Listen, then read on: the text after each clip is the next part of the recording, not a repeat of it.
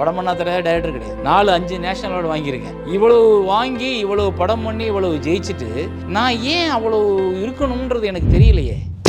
Retro show with Ramesh Khanna featuring director Cheran. Title sponsor Aachi Badam Drink, Mr. Gold 100% கடலை எண்ணெய். Powered by Meenakshi College of Arts and Science. Daily, taste the daily. Cinema Paradiso படம் இருக்கு. Melina, Italian director. அவர் பேர் ஜிசிப்போ டேர்னட்டோர் பேர். அவரை நாங்கள் ஒப்பிடுவோம். இருக்கு நாங்கள்லாம் ஃப்ரெண்ட்ஸ் எல்லாம் பேசும்போது இவ்வளோ பில்டப்லாம் தேவையில்லை. சினிமா பாரடைஸோ என்னோட லைஃப், எனக்கான லைஃப், அது உண்மையான லைஃப். அற்புதமான படங்கள் கொடுத்து நீ ஏன் இப்போ படம் கொடுக்க மாட்டேன்? நான் என்னமோ கொடுக்க மாட்டேன், நான் படம் எடுக்க மாட்டேன், எனக்கு வேணாம் அப்படின்னு சொல்கிற மாதிரி நினச்சி. இல்லைப்பா, மக்கள் எதிர்பார்க்குறாங்க. ப்ரொடியூசரும் சினிமா இண்டஸ்ட்ரி எதிர்பார்க்குதா? அதில் நம்ம இன்ட்டு சேரன் சார் நல்ல டைரக்டர் தான், ஆனால் வெற்றி ரொம்ப நாள் ஆச்சுல அவர் படம் பண்ணி. ஸோ அங்கே நம்ம அவுட்டு. நிறைய சீட்டு வச்சு ப்ராப்ளம். இவருக்கு போனால் படத்தில் கடன் இருக்குமோ, படம் பண்ணாமல் இருக்கிறோம், அதுக்கு காரணம் என்ன யோசிக்கும் போது இதெல்லாம் தெரிகிறதுனால நான் உயிர் வாழ முடியும். இப்போ ஒருத்தர்கிட்ட நம்ம பேசுகிறோம், அவங்க ஓகேன்றாங்க, அதை நம்பி நம்ம அவங்க கூட ட்ராவல் பண்ணுறோம். அது கூட 1 வருஷம் 2 வருஷம் அப்படி டைம் ஆகும்போது இல்லை, அந்த 2 வருஷம் வேஸ்ட்டாக தான் போகுது. அப்போ அதோட வழி நமக்கு தான், அவங்களுக்கு கிடையாது. அவங்க அதை பற்றி ஃபீல் பண்ணக்கூட கிடையாது. ஒருத்தர்கிட்ட கதை சொல்லிவிட்டு அவருக்காக காத்திருக்கும் போது ஒரு இயக்குனருக்கு இவ்வளோ வழி இருக்குன்னு அவங்களுக்கு புரிஞ்சிக்கவே முடியாமல் இருக்கும்போதில்ல, அது ரொம்ப வருத்தமாயிடுச்சு எனக்கு. இதை பேசியிருக்க கூடாதுன்னு கூட நினைக்கிது. உள் மனசை பேசிகிட்டு இருக்கும்போதே சொல்லுது, படம் பண்ணா தெரியாத டைரக்டர் கிடையாது. இவ்வளோ படம் ப்ரூவ் பண்ணியிருக்கேன், 4-5 நேஷனல் அவார்டு வாங்கியிருக்கேன். இவ்வளவு வாங்கி இவ்வளவு படம் பண்ணி இவ்வளவு ஜெயிச்சுட்டு நான் ஏன் அவ்வளோ இருக்கணுன்றது எனக்கு தெரியலையே. Only money making cinema. அதுக்குள்ளே நல்ல படம் பண்ணணும்னு போராடுறாங்க பாருங்க. இந்த மெய்யழகன் பண்ண டைரக்டரு, ரப்பர் பந்து பண்ண டைரக்டரு, குடும்பஸ்தன் பண்ண டைரக்டரு, இந்த டாடா பண்ண டைரக்டரு, இப்போ டூரிஸ்ட் அவங்களுக்கு என்னோட சல்யூட்.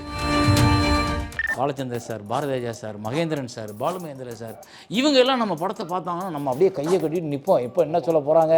4 பேர் மெதுவாக மூச்சு எடுத்து ரிலாக்ஸ் ஆகிறாங்க. நம்ம இப்படி ஒரு படம் பண்ணலாடா நம்ம அப்படின்றாரு. 4 பேரும் சேர்ந்து கட்டி பிடிக்கிறாங்க. 4 பேரும் அந்த படத்தை வந்து 3/4 மணி நேரம் இங்கே உட்காந்து பேசுகிறாங்க. ஆட்டோகிராஃப் பார்த்துட்டு பாலச்சந்திரன் சார் என்னன்னா தியேட்டருக்கு ரிப்போர்ட் பண்ணியிருக்காரு, டிக்கெட் இல்லைன்ட்டாங்க. சரியா, நான் நின்றுட்டு பார்க்குறேன், என்னை அலோவ் பண்ணுவியா அப்படின்னு கேட்குறேன் தியேட்டருக்கு.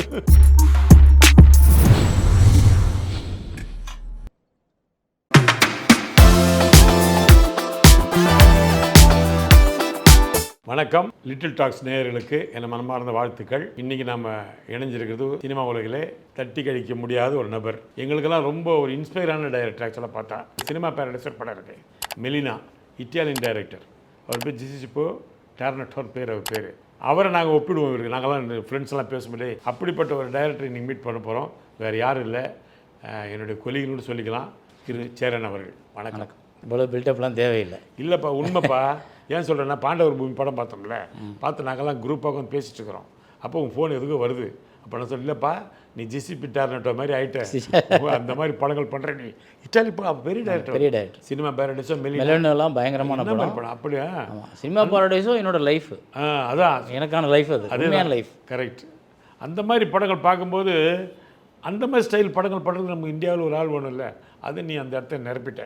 இப்போது திரைப்படங்கள் பார்த்தீங்கன்னா இப்போ அற்புதமான படங்கள் வருது. டூரிஸ்ட் ஃபேமிலி ஒன்று பார்த்து, சசிகுமார் படம். ஆமாம், லப்பர் பந்து ஒன்று. அதுக்கப்புறம் வந்து இன்னொரு படம் குடும்பஸ்தன் ஒரு படம். இதெல்லாம் பார்க்கும்போது என்ன ஆகுதுன்னா, family type of subject, sentiment subject ஜெயிக்குன்னு எனக்கு தெரியுது இல்லையா? அது மாதிரி அற்புதமான படங்கள் கொடுத்து நீ ஏன் இப்போ படம் கொடுக்க மாட்டேற? இப்போ கொடுக்கலாம்ல, ஏன் உன் செயல் படம் தான் அது. ஆக்சுவலாக பார்த்தா அந்த படமும் கொடுக்க மாட்டேன், நான் படம் எடுக்க மாட்டேன், எனக்கு வேணாம் அப்படின்னு சொல்கிற மாதிரி நினச்சி. இல்லைப்பா, மக்கள் எதிர்பார்க்குறாங்க. மக்கள் எதிர்பார்க்குறாங்க. ஆமாம், ப்ரொடியூசரும் சினிமா இண்டஸ்ட்ரி எதிர்பார்க்குதா? ஏன் எதிர்பார்க்க மாட்டோம்? நம்ம இப்போ பண்ண எடுத்து பார்க்க ஏன் தெரியுமா? இல்லை, இந்த படங்கள் அப்படி தான். நம்ம வெட்டி வீராப்பே பேசிகிட்டு இருக்கக்கூடாது. உண்மை நிலவரம் என்ன? இப்போ நானே ஒரு ப்ரொடியூசர் பிடிச்சி நானே ஒரு படமாக எடுத்து கொடுத்துக்கணும், அந்த வேலையில் தான் இருக்கேன். எனக்கு வந்து சினிமா எடுக்காமல் இருக்கிறதுக்கு என்னால் முடியாது. சினிமா தான் என்னோட எல்லாமே அப்படின்னு நினைக்கிறதுனால அதை நான் எடுக்கிற முயற்சியில் இருக்கிறேன். ஆனால் அதை சுலபமாக எடுத்துட முடியல இன்றைக்கி உள்ள சூழல். 2 விஷயம் சொல்கிறேன். முதல்ல இவங்கெல்லாம் ரொம்ப மூத்த இயக்குனர், இவங்ககிட்ட போய் வேலை செய்ய முடியுமா? இவங்க வந்து நமக்கு ஏற்ற மாதிரி இருப்பாங்களா? நம்ம கரெக்ஷன் சொல்ல முடியுமா?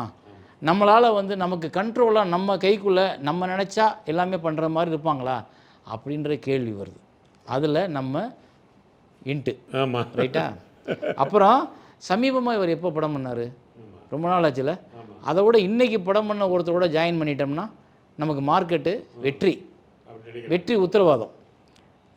சேரன் சார் நல்ல டைரக்டர் தான், ஆனால் வெற்றி ரொம்ப நாள் ஆச்சுல அவர் படம் பண்ணி. அதனால் இப்போ வேறு ஏதாவது ஆப்ஷன் போயிடலாம், ஆப்ஷன்ஸ் இருக்குது. ஸோ அங்கே நம்ம அவுட்டு. நல்ல படம் பண்ணோம், ஆமாம் நல்ல படம் பண்ணதான். அவர் ஒருவேளை பழைய மாதிரி படம்லாம் இப்போ ஒர்க் அவுட் ஆகுமா? இப்போ நம்ம பேசணும்ல, இது எல்லாம் என் மைண்டுக்குள்ளே இருக்குன்னு அவனுக்கு தெரியாது. கரெக்ட். ஆனால் அவங்க என்ன நினைக்கிறாங்க, நம்ம பாண்டவர் மாதிரி ஆட்டோகிராஃப் மாதிரி அப்படி தான் எடுப்போம்னு நினைக்கிறாங்க. ஆட்டோகிராஃப் மாதிரி எடுப்பேன் இல்லை இல்லை, அதான் அதில் ஒரு மாற்றம் இருக்குது. நம்ம கொடுத்த நேரம் குறையும், நம்ம கொடுத்த எமோஷன் மாறும், ஆனால் நமக்கு தேவையான படமாக இருக்கும்.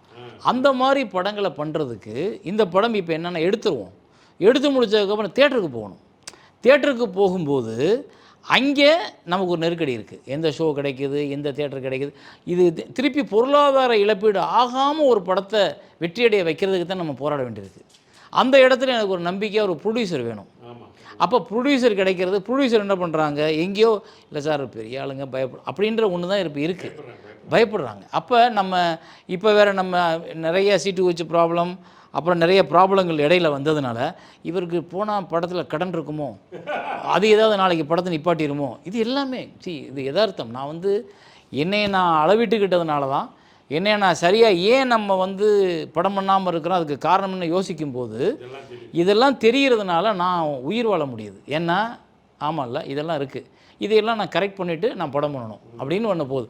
அது இப்போ இந்த ஜேர்னி பண்ணேன் நான். அதாவது நிறைய பேத்துக்கு தெரியல, ஓடிடி பிளாட்ஃபார்மில் வந்ததுனால தெரியல. கிட்டத்தட்ட 9 எபிசோடு பண்ணேன். சூப்பர். 9 எபிசோடு நல்ல ஆர்டிஸ்ட் வச்சு தான் பண்ணேன். ஆரி பண்ணார், பிரசன்னா பண்ணார், கலையரசன் பண்ணார், சரத் சார் பண்ணார், ஜெயபிரகாஷ் பண்ணார், திவ்ய பாரதி பண்ணாங்க. இவ்வளோ பேர் சேர்ந்து அதை பண்ணேன். அப்போ அது தேவைப்படுது. தியேட்டராக இருந்தாலும் ஒரு ஆர்டிஸ்ட் இருந்தால் தான் ஷோ நிறையா கிடைக்கிது. ஆர்டிஸ்ட் இல்லாட்டி ஷோ கிடைக்கல. 100 படத்தில் 20 படம் நல்ல படம் பண்ணால் 4 படம் தான் ஓடுது, ரைட். அப்போ அதில் நம்ம படம் இருக்கணும். நம்ம டைப்பு படங்கள் இவங்க எடுக்கிறாங்க, அவங்க யங்ஸ்டர்ஸாக இருக்காங்க. அவங்க கூட போகிறதுக்கு ஒத்துக்கிற ப்ரொடியூசரோ ஒத்துக்கிற ஹீரோஸோ நம்ம கூட வரணும்.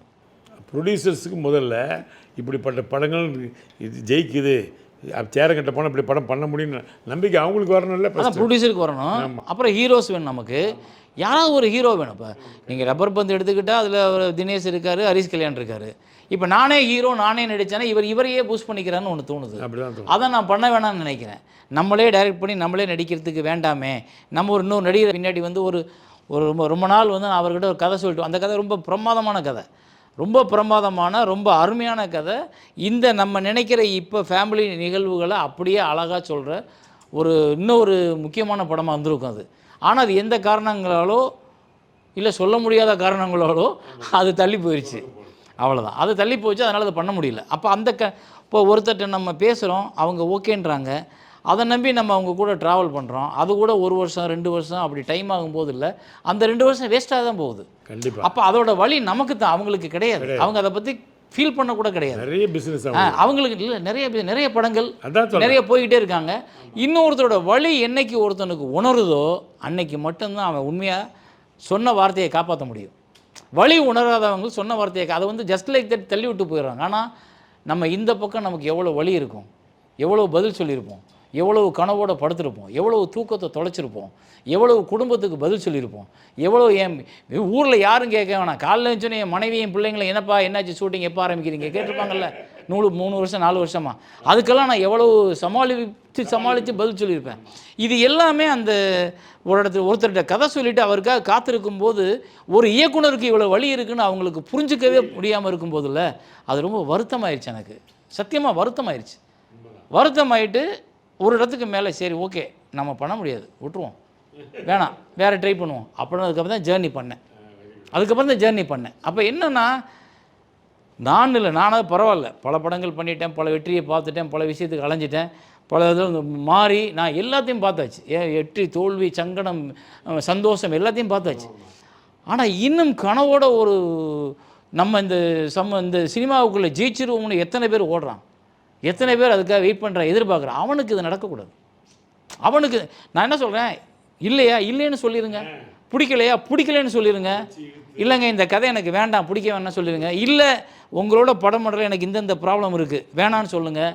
சரி, எதுவாக இருந்தாலும் வெட்டு ஒன்று துண்டு ரெண்டு, ஒரு மாதம் அல்லது ஒரு 2 மாதம் இல்லை ஒரு 3 மாதத்துக்குள்ளே முடிச்சிடுங்க. ஆனால் அவனுக்கு ஒரு நம்பிக்கை கொடுத்து அவனை வர வச்சு அவனை பின்னாடியே போக வச்சு அப்புறம் எதுக்குன்னே தெரியாமல் அதுவாகவே காணாமல் போய் அது எனக்கு புரியல. இது எந்த நியாயம் தெரியல. இல்லை தப்பு இருக்கா? இல்லை சார் நீங்கள் இது பண்ணது தப்பு, எனக்கு பிடிக்கல, அதை சொல்லுங்கள். நான் தப்பு பண்ணேன்னா சொல்லுங்கள், நான் திருத்திக்கிறேன்.